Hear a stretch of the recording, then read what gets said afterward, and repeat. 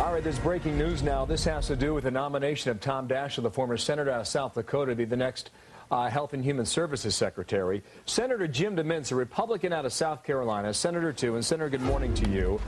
We're hearing different things, including this from the New York Times. Their editorial is saying that Tom Daschle should not serve in this position. At least 4 other major newspapers are joining the Times in that opinion. What is your opinion of Senator Daschle now?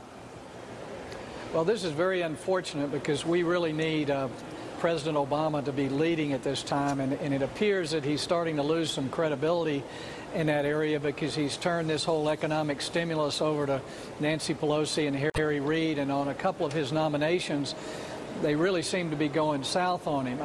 It's very unfortunate with Tom Daschle that this has occurred, but the president needs to lead. He needs to step in here, and he needs to withdraw this nomination.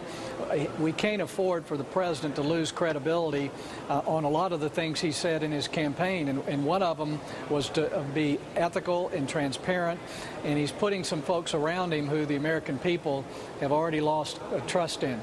Senator, you were asked this same question on Sunday, and your answer was, I want to find out more about it, exclusively relating to Tom Daschle and his situation. What have you found out in 2 days that has made you against his nomination? I wanted to make sure that this was not just some kind of oversight, that, you know, our tax code is horrible, and I wanted to make sure that he had just not unintentionally had made a mistake. But it has become obvious that he knew about this well before his nomination. He had not done anything to pay these taxes or make it right. The average American would likely face criminal charges with tax evasion of this size, yet he did not address the issue until he was nominated. And I think that just shows a problem with integrity, and we cannot afford that in our government right now. The American people don't trust Congress, they don't trust their government, and they're going to trust it even less if the Obama administration fills his cabinet with people who don't bother to pay their taxes. Senator, what was the difference with Tim Geithner, the Treasury Secretary? He had issues, too, with his taxes. He was approved. He did, and I opposed him, mostly because I felt like I needed to represent the thousands of people who called our office and said, we have to pay our taxes.